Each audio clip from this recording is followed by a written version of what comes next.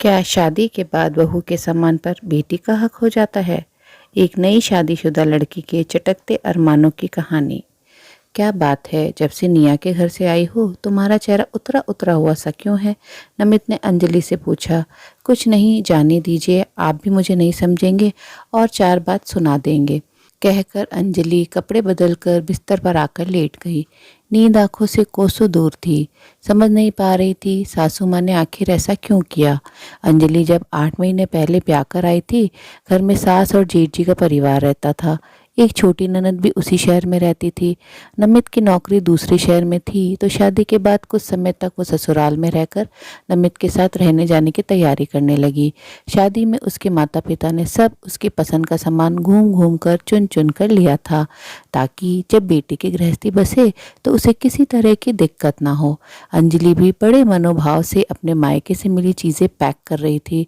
तब भी सासू माँ ने कमरे में आ गई और बोली, ये क्या बहू, तुम तो अपना सारा सामान ऐसे बांध रही हो जैसे यहाँ फिर कभी आओगी ही नहीं। सामान पैक करते अंजलि के हाथ वहीं रुक गए थे। माँ, मेरे पास रसोई का ज़्यादा सामान नहीं है। अब अंजलि रहेगी तो ये अपने हिसाब से सब कुछ करेगी। तो मैंने ही कहा, जो तुम्हारे रसोई के सामान और बर्तन हैं वो ले चलो, कार में जितना आएगा वो ले जाते हैं। नमित ने कहा। अच्छा अच्छा ठीक है, पर सब बटोर कर ले जा रहे हो, यहाँ आओगे ही ना, फिर जो ज़रूरी हो वही लो, माधवी जी ने कहा। अंजलि कुकर का डिब्बा जैसे ही उठाने को हुई, सासू माँ ने कहा, बहू ये तो बहुत बड़ा है, तुम दोनों के लिए तो छोटा कुकर ही सही रहेगा। यहीं का कुकर भी खराब हो रहा है, बड़ी बहू कब से खरीदने कह रही थी। लाओ इसे यहाँ ही निकाल लेते हैं, आखिर ये घर भी तो तुम्हारा ही है ना। अंजलि कुछ बोल नहीं पाई। माधवी जी कुकर किनारे रख ली। नमित, एक डिनर सेट है, ले चलें? अंजलि ने नमित से पूछा। बड़ा डिब्बा देखकर नमित ने कहा, इसे अभी रहने दो, फिर कभी आएंगे तो ले चलेंगे। माधवी जी ने बहुत सारी चीज़ों को देखकर अंजलि को ले जाने से मना करते हुए कहा, अभी नई गृहस्थी में शौकिया चीज़ें रखने की क्या ही जरूरत, काम का लो। उधर जब अंजलि जब तब नमित को कहती ये चाहिए वो चाहिए, तो वो उस पर गुस्सा करता, तुम्हें तो बस रसोई भरना पसंद है।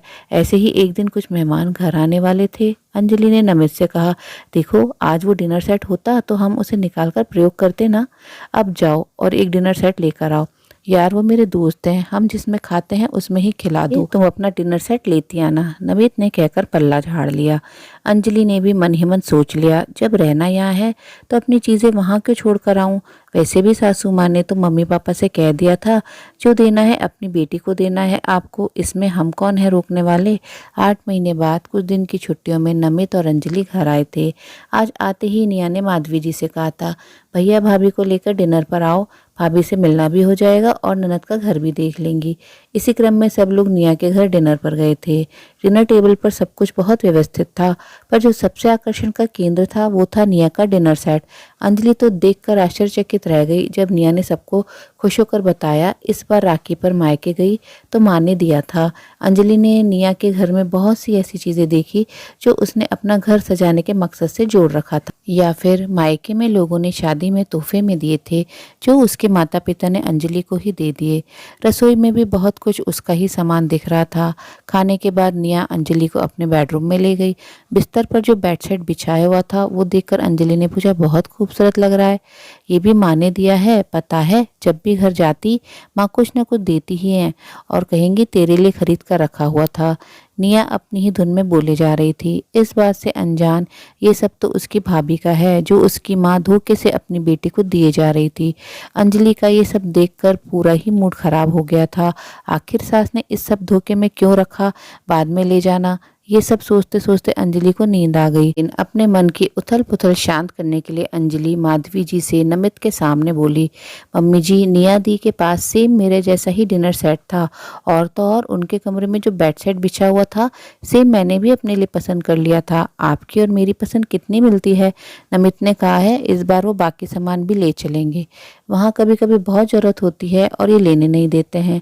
आप स्टोर की चाबी दीजिए ना, मैं सामान देख लूँ क्या क्या ले जाना है। माधवी जी इस बार को तैयार जरा भी नहीं थी। अभी जाने में 2 दिन है ना, बाद में देख लेना, माधवी जी ने कहा।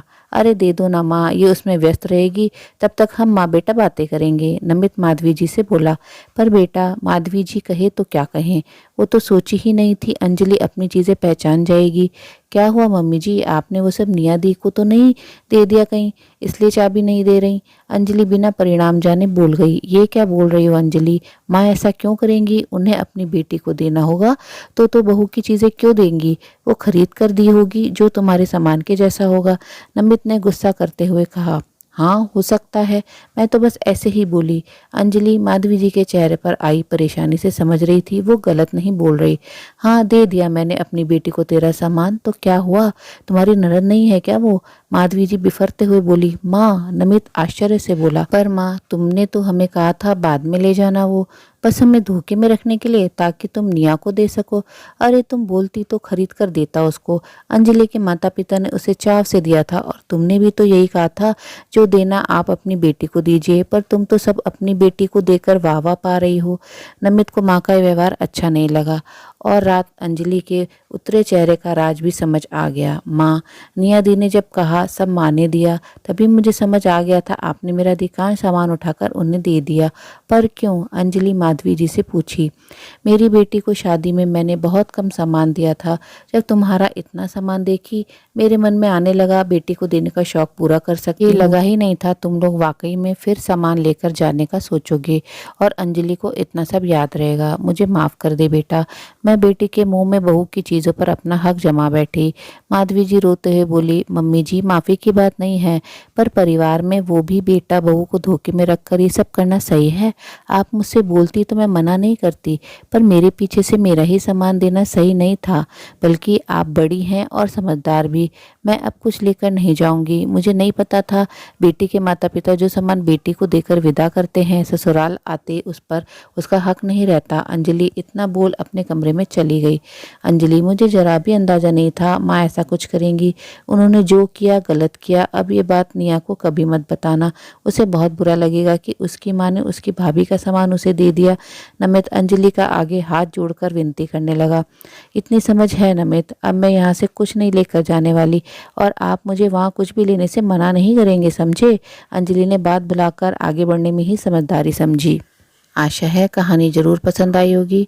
अपने विचार कमेंट बॉक्स में जरूर साझा करें। ऐसे नैतिक परिवर्तनशील विचारों को अपने मित्रों और प्रियजनों के साथ भी शेयर जरूर करें। आपसे अनुरोध है, अगर आप चैनल पर नए हैं तो ऐसी ही नई नई शिक्षाप्रद मनोरंजक कहानियाँ सुनते रहने के लिए चैनल को सब्सक्राइब जरूर करें। कहानी अंत तक सुनने के लिए आप सभी का दिल से बहुत बहुत धन्यवाद। तो फिर मिलते हैं मेरी अगली कहानी में। तब तक के लिए आप लोग अपना ध्यान रखिए, खुश रहिए, ऐसे ही कहानियाँ सुनते रहिए।